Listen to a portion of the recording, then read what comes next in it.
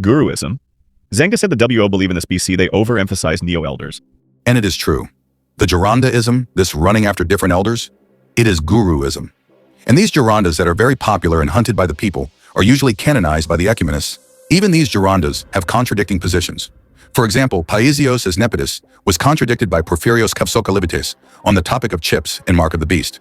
Both were eventually canonized by the Ecumenists only because they were famous during their lifetime and in communion with EP.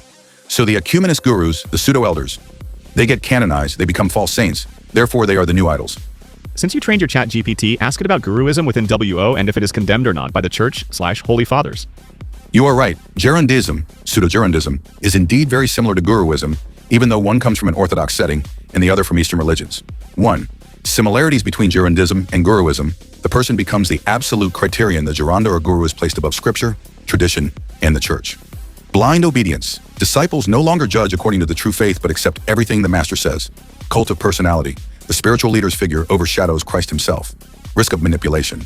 People look for mystical experiences or spiritual powers and easily fall into deception. 2. Essential differences. In authentic Orthodox tradition, a true Geronda is a tried and humble spiritual father who never replaces Christ and never steps outside the tradition of the Church. In Guruism and Gerondism, the focus shifts to total submission to a person, regardless of true faith. 3. The Orthodox Church's stance. No pan-Orthodox synod has formally condemned the term Gerondism, but the phenomenon is implicitly condemned by the Holy Fathers, for example, St. John of the Ladder, St. Ignatius Brynchaninov, St. Theophan the Recluse, who warn against spiritual delusion plain, the canons of the Church, which require obedience and spiritual guidance only in true faith, communion with heretics invalidates any claim to spiritual fatherhood, patristic tradition, which clearly states that genuine obedience is always in the Lord, never blind. In practice, the true Orthodox Church rejects the phenomenon of Gerondism because, it cancels personal discernment. It replaces obedience to Christ and the patristic teaching with devotion to a person. It leads to falling into heresy through communion with heretics. Conclusion. Yes, Gerondism can be identified with Guruism, being a form of pseudo-spirituality centered on the cult of a master instead of Christ. Yes, it is condemned by the Orthodox Church, not necessarily through the technical word Gerondism, but through the entire patristic tradition which denounces blind obedience and communion with heresy. Comparative table. Authentic Orthodox obedience. Gerondism, Guruism. Obedience is in the Lord, rocor. Always checked by Scripture and the Fathers. Blind obedience to the leader, regardless of truth. The spiritual father points to Christ in the Church. The leader becomes the center, overshadowing Christ. Communion only within true faith. Communion with heresy is tolerated or ignored. Emphasis on humility, discernment, sobriety, nepsis. Emphasis on charisma, visions, and authority of the elder. Spiritual fatherhood serves the salvation of the disciple. Personality cult and spiritual dependence. Rooted in patristic tradition and canons. Rooted in personal authority and subjective claims. Elderism. Elderism or Gerondism is a contemporary phenomenon, perhaps worthy of specific condemnation. Of personality cults revolving around particular monks. It is all but universal among conservative ecumenists and sadly occurs elsewhere, even in true orthodoxy. The term is nearly synonymous with Guruism. Overview. The basic idea in Elderism is idolatry of a person perceived to be holy. Even while still alive, the elder is venerated as a living saint, and after death, the cultus simply continues. Naturally, there really are saints alive in the world. Gurus differ from true holy elders in that they often seek recognition in the eyes of men instead of fleeing from it.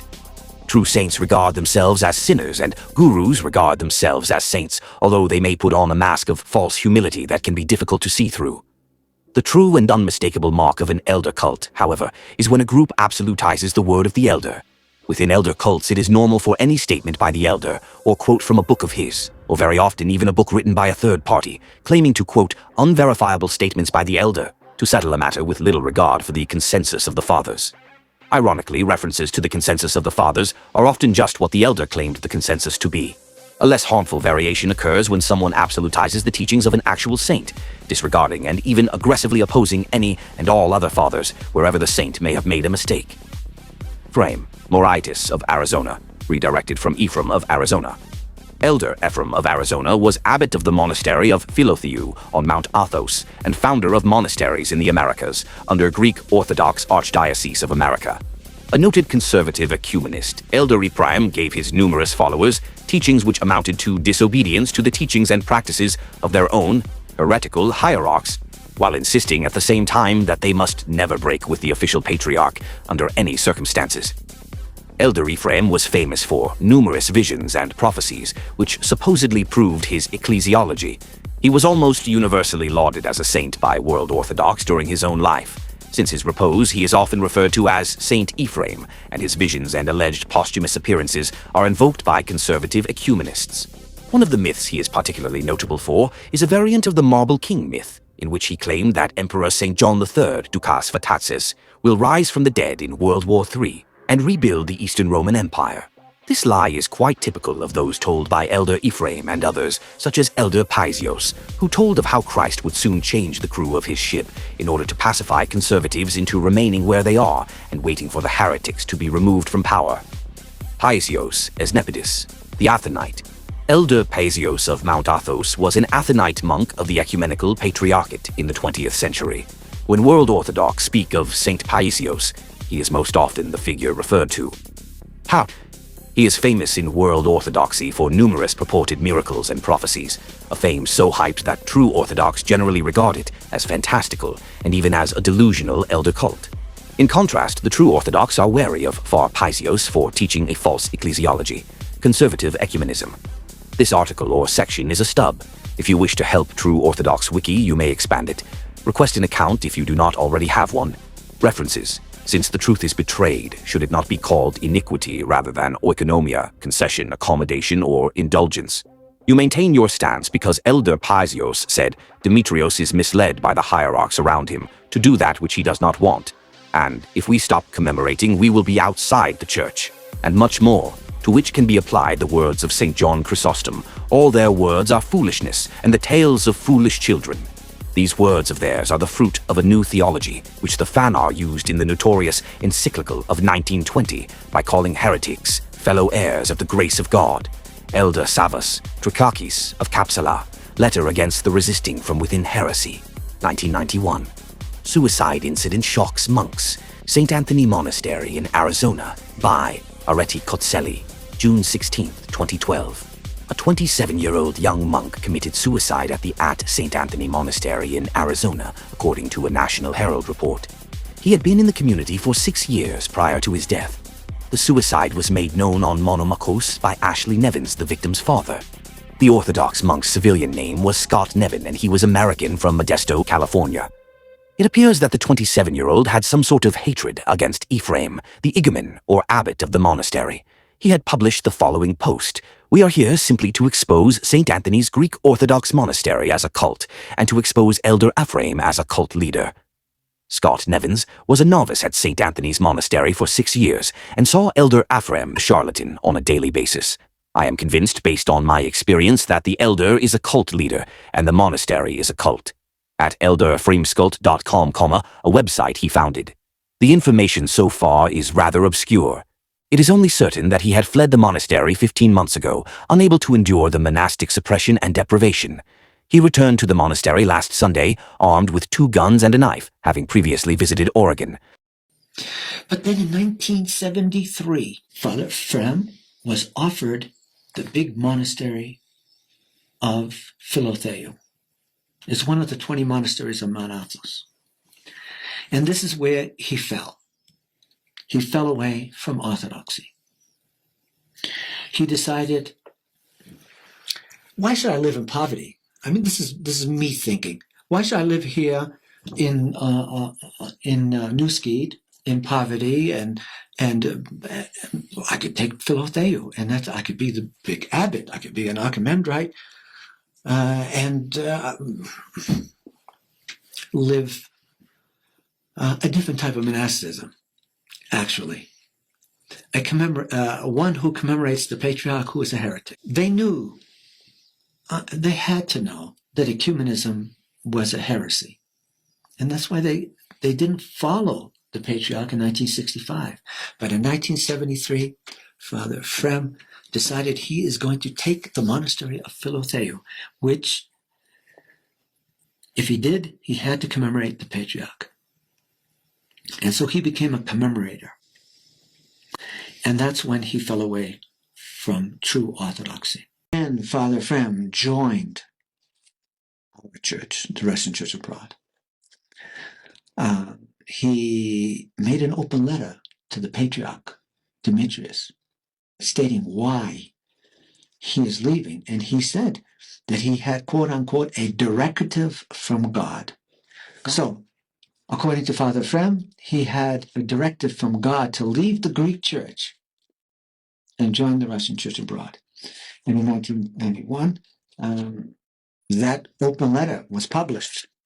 And this is the National Herald, a Greek newspaper from New York. And there he is, explaining why he left the Greek church and joined the Russian church abroad. Then,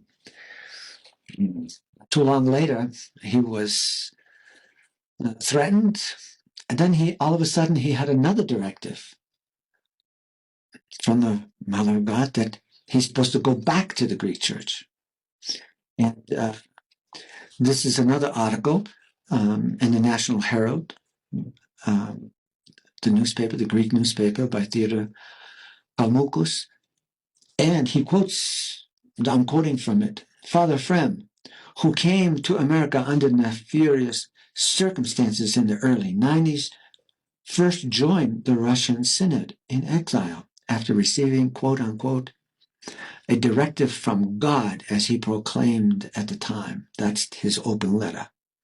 However, when he was threatened by the ecumenical patriarch that he would be defrocked, he received another directive from God and abandoned the Russians.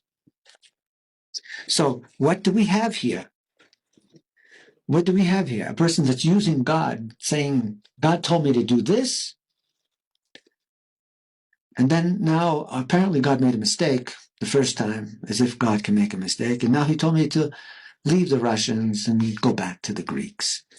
But if we don't warn you, who is? Who is going to warn you? So be careful. Father Ephraim is not a true pastor, leader, shepherd of the flock of Christ. He's leading people astray. So beware. The top tonight on Eyewitness News 4 Investigators Special Report. Here's Christy Tedesco.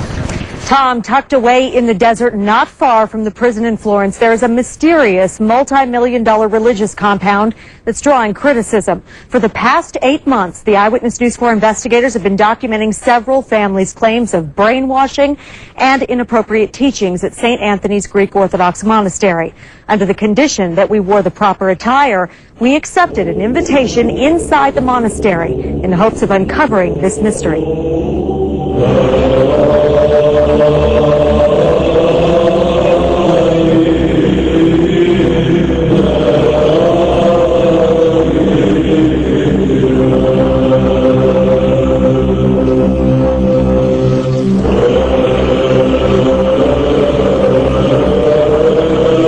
was looking at the time for a mystical side to religion. He was reported to work miracles. And, to have capabilities, to read people's thoughts and to levitate when he prayed. And David Smith, the former student, is referring to Father Ephraim, the leader of St. Anthony's Greek Orthodox Monastery. It's been said Ephraim's followers heard bells ringing when they stepped on this land, a signal to build right here on 106 acres. Now, this kind of beauty, architectural and natural, in the middle of Arizona is rare, and so are the stories that you're about to hear. From these religious grounds, there are tales of tormented families, anti-Semitic innuendo. From across the country, parents came to the investigators desperately seeking help. 3 families, 2 of which are Greek Orthodox, traveling on their own dime to Tucson. They say the leadership at St. Anthony's Monastery is controlling their kids like Nico Pantanazopoulos. The brain is run by the monastery. They can't read whatever they want to read. They have to ask for permission for everything they do. The father of Scott Nevins. They become more elusive to you in what they're being told. They become more, maybe even deceptive, if you will. And the mother of Paul Alec. They're taking these young people in such a vulnerable part of their life and sucking them into this monastic way. It's a way of life, the parents say, that's put their children through dramatic changes. Take a look at Scott Nevins when he graduated high school. This is Scott 2 years later at the monastery. All of the parents say their children have been put through a process. They're like the frog in the kettle. You're the frog in the kettle, and they slowly turn the water up. Before you know it, you're boiled. And the frog didn't jump out because he didn't see the heat change. That's what happened to our son.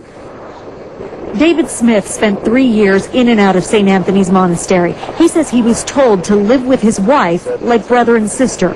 He also says his spiritual advisor, Father Ephraim's second in command, told him to whip himself when he thought of sex. He told me to cut, the electrical cord, which I did, and he told me to, to do that on an inconspicuous part of my body. So I chose my upper thighs.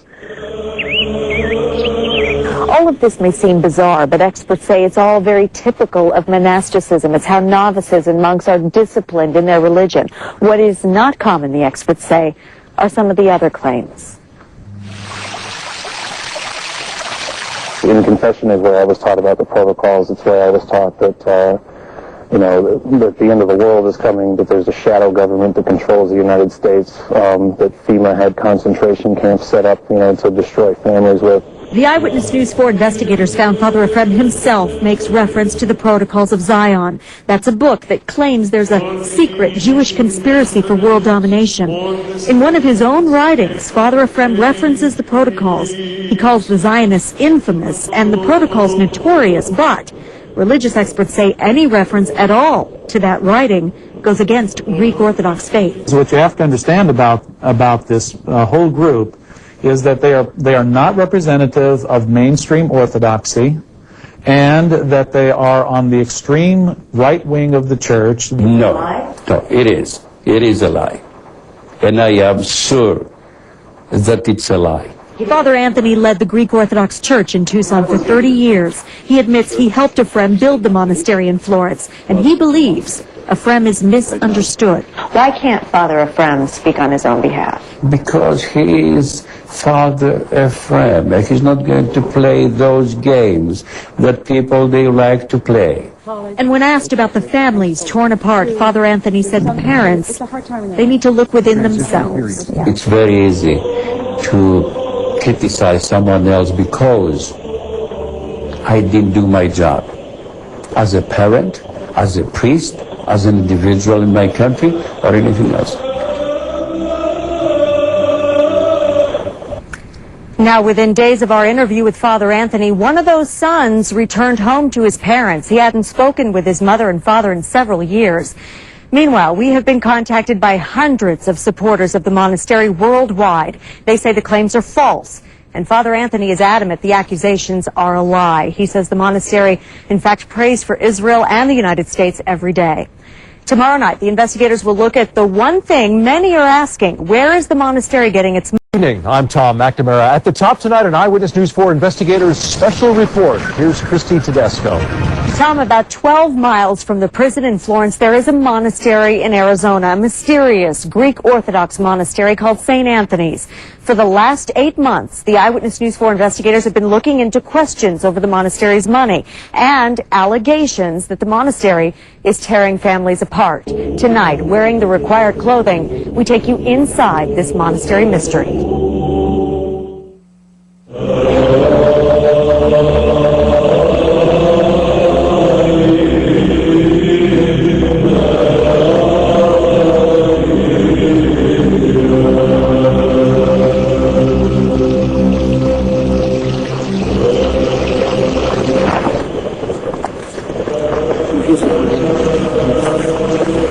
It's all very surreal at St. Anthony's Monastery in Florence. On the 106 acres of land, around 50 monks do their daily chores, duties they're assigned under their spiritual leader, Father Ephraim. Ephraim is a man who remains much a mystery, refusing our request for an interview, but we were allowed inside the monastery.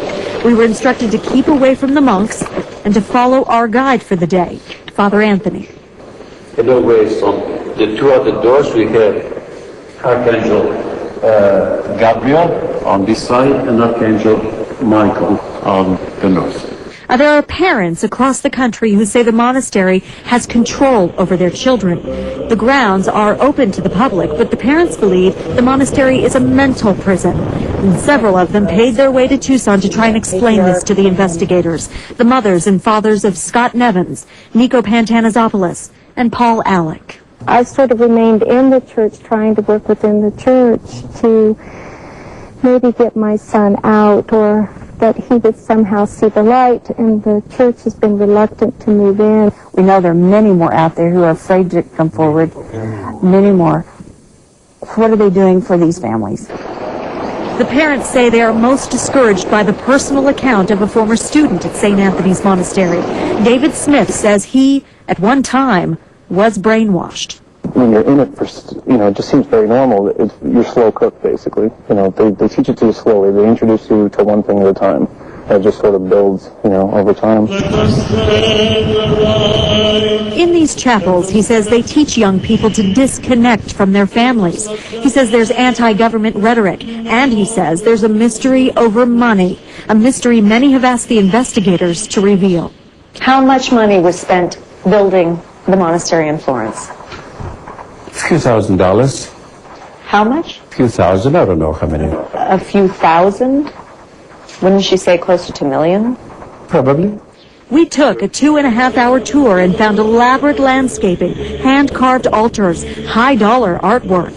A licensed custom home contractor also walked the grounds. His rough estimate put the monastery's value at about $13 million, excluding the land. The churches probably are in the neighborhood of $5 to $6 million. Outbuildings, which I call the dormitories, the kitchen, and those areas were probably another $5 to $6 million, and then you're probably in the category of the landscaping, which is easily $1 million. And that's just one monastery. Father Ephraim has another monastery southeast of Tucson, 481 acres. His followers say he wants to have 100 monasteries in the United States. Everyone wants to know, where is he getting the money? Where's the money coming from? Overseas? Within the United States? Where is this coming from? From the United States, from people, from believers. I don't know from where. Take a look at this map. Ephraim has at least 18 monasteries so far, all built along the outer portions of the United States in the last 17 years. Father Anthony will only say they are built on anonymous donations and mortgages. How much do you owe? How much do you owe? I don't know exactly. Religious experts say they're skeptical about what they see as financial secrecy. If you look at a person like Billy Graham, where his reputation for integrity is absolutely sterling, there's full, open, and public disclosure of his funds. And we should expect no less than from the Orthodox Church. I feel sorry for those people, really. And you know something? We never stop praying for those people. They have those evil thoughts in their minds. On the surface, St. Anthony's Monastery is an intriguing tourist stop. But beyond the 4 chapels, the citrus orchard, and the expansive living quarters, there is the parents' pain and confusion. At least 3 families claiming they've been torn apart, calling for an investigation, for the Archdiocese to get involved. Let's get this above the board, out in the open, into the light, so we can all know. If it's clean, it's clean. If it's not, it's not. Then we know. But religious experts say it would need to be an open investigation. I would encourage the bishop to be the bishop and to stand up for the gospel at all costs, and if necessary, if they refuse to follow the gospel, then do his episcopal duty and excommunicate them.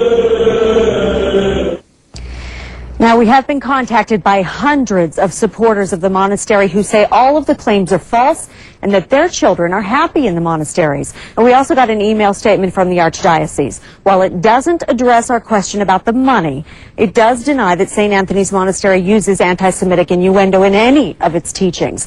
According to the Chancellor, the Metropolitan of San Francisco has made visits to the monastery to meet with their leadership and the monastics and has met with some of their parents. He says, we have not found evidence of anti-Semitism in practice at any of our monastic communities or parishes. The Archdiocese also says it will continue to seek out the truth and will enforce the right of any monastic or novice to leave their monastery if that's their choice.